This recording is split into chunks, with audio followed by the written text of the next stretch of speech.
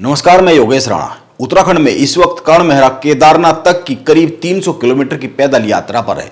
कर्ण मेहरा की इस पैदल यात्रा को लेकर दो सवाल बहुत किए जा रहे हैं उत्तराखंड में। पहला सवाल ये, कर्ण मेहरा उस तरह से उत्तराखंड में कांग्रेस के पक्ष में माहौल बना पाएंगे जैसे राहुल गांधी ने अपनी पैदल यात्रा से देश में माहौल बना दिया था। और दूसरा सवाल, उत्तराखंड में बीजेपी का कहना है कर्ण मेहरा की यह यात्रा एक राजनीतिक यात्रा है। वो इसलिए यात्रा पर निकल रहे हैं क्योंकि जल्दी केदारनाथ विधानसभा सीट पर उपचुनाव है। आइए कर्ण मेहरा की इस यात्रा जो केदारनाथ तक जा रही है, हरिद्वार से केदारनाथ तक, इस यात्रा के संभावित असर और बीजेपी की बढ़ रही चिंता पर बात करते हैं। उत्तराखंड कांग्रेस ने 121 लोगों की सूची जारी की है। ये नेता और कार्यकर्ता वो है जो हरिद्वार से लेकर केदारनाथ तक निकाली जा रही इस पैदल यात्रा में हर वक्त मौजूद रहेंगे। उत्तराखंड कांग्रेस ने इस यात्रा का नाम रखा है श्री केदारनाथ प्रतिष्ठा रक्षा पदयात्रा और इन 121 लोगों को बताया है स्थायी यात्री। वैसे उत्तराखंड कांग्रेस ने यह जो 121 लोगों की सूची जारी की है, इसमें कांग्रेस के बहुत से सीनियर नेताओं के नाम नहीं है। हरीश रावत, प्रीतम सिंह, यशपाल आर्य सहित और भी बहुत से नेता है जिनके इसमें नाम नहीं है। वैसे ये सारे नेता हरिद्वार में उस वक्त मौजूद थे जब इस यात्रा का शुभारंभ कांग्रेस के प्रदेश अध्यक्ष कर्ण मेहरा ने किया। ये सारे एक साथ दिखे, लेकिन इस पूरी यात्रा पर क्या सभी सीनियर नेता साथ रहेंगे? इस सवाल का जवाब कर्ण मेहरा ने मीडिया को दिया है।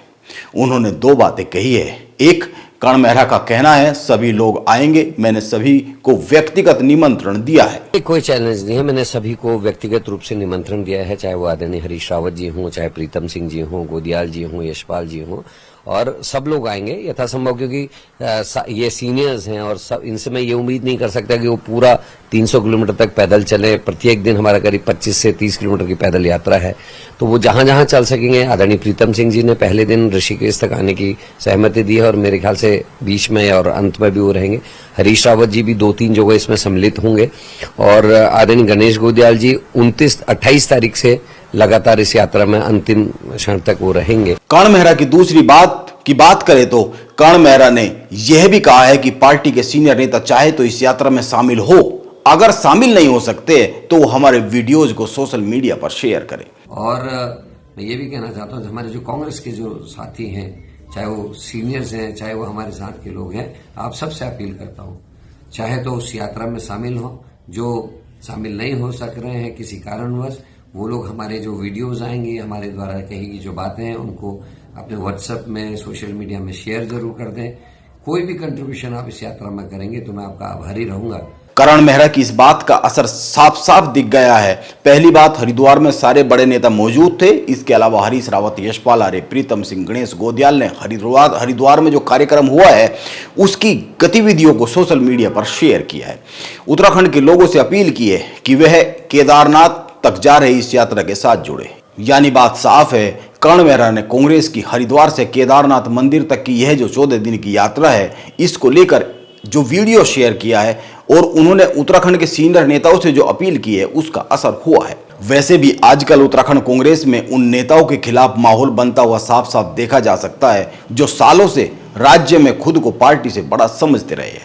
कर्ण मेहरा की करीब 300 किलोमीटर लंबी इस पदयात्रा से उत्तराखंड बीजेपी में चिंता है। यह चिंता साफ साफ बीजेपी नेताओं के बयानों में देखी और समझी जा सकती है। कर्ण मेहरा ने बीकेटीसी के अध्यक्ष अजेंद्र अजय पर सीधा हमला बोला है। उन्होंने अजेंद्र अजय के इस्तीफे की मांग की है।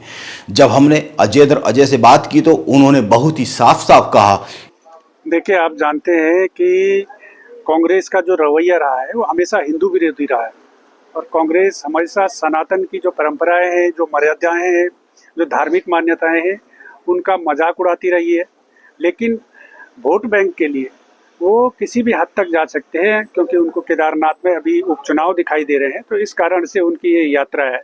और आप जानते हैं किस तरीके से नकली हिंदू बन करके उनके नेता जो कभी वो जनेऊ धारण कर देते हैं, कभी गोत्र अपना बताते हैं, तो केवल ये चुनाव के समय में ही उनको याद आता है। उसके अलावा आज तक का आप इतिहास देखिए कांग्रेस का, कांग्रेस ने हमेशा से हिंदुओं के मान प्रतिष्ठा के जो बिंदु रहे हैं, हिंदुओं की जो संस्कृति रही है, उसका हमेशा से मजाक उड़ाया है, ठेस पहुंचाई है। और जो केदारनाथ को यात्रा लेकर के जो यात्रा कर रहे हैं कांग्रेस के लोग आज, वो सीधे सीधे तौर पे आप जानते ही हैं कि उपचुनाव उनको दिखाई दे रहे हैं, उपचुनाव में लोगों को भ्रमित करने के लिए, गुमराह करने के लिए इस प्रकार की यात्रा वो निकाल रहे हैं। उत्तराखंड बीजेपी कांग्रेस की इस यात्रा को लेकर चिंतित है। केदारनाथ विधानसभा सीट पर जल्द ही उपचुनाव होना है। बीजेपी इस यात्रा को एक राजनीतिक यात्रा करार दे रही है, जबकि कर्ण मेहरा का कहना है यह यात्रा केदारनाथ ज्योतिर्लिंग की पवित्रता और अखंडता की रक्षा के लिए एक आंदोलन है।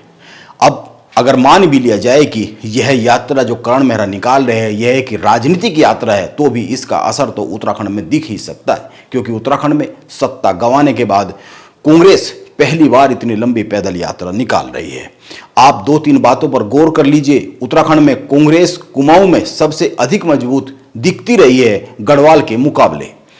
2022 के विधानसभा चुनाव में कांग्रेस ने कुमाऊं मंडल की 29 सीटों में से 11 सीटों पर जीत दर्ज की थी, जबकि गढ़वाल मंडल की 41 सीटों में से केवल 8 सीटें ही जीत पाई थी। इसके साथ ही इस बात पर भी गौर किया जाना चाहिए, गढ़वाल में बीजेपी में अभी अंदरूनी समीकरण बहुत ठीक नहीं है। कई नेता प्रदेश में बीजेपी के मौजूदा नेतृत्व से खुश नहीं है। आप अभी हाल ही में बीजेपी के पूर्व सांसद तीरथ सिंह रावत का वायरल हो रहा भाषण देख सकते हैं और त्रिवेंद्र सिंह रावत के पिछले 2-3 सालों में जो कुछ खास बयान आए हैं उन पर गौर कर सकते हैं। और रही बात केदारनाथ विधानसभा सीट के समीकरणों की, तो इस सीट पर बीजेपी और कांग्रेस दोनों ही जीतती रही है। इसीलिए कांग्रेस की 14 दिन की इस पैदल यात्रा को लेकर बीजेपी में चर्चा तो है ही और होनी भी चाहिए। चिंता बनती हुई साफ साफ दिखती है। यह यात्रा आने वाले समय में उत्तराखंड में कांग्रेस को कितना लाभ करा पाएगी यह तो आने वाला वक्त ही बता पाएगा।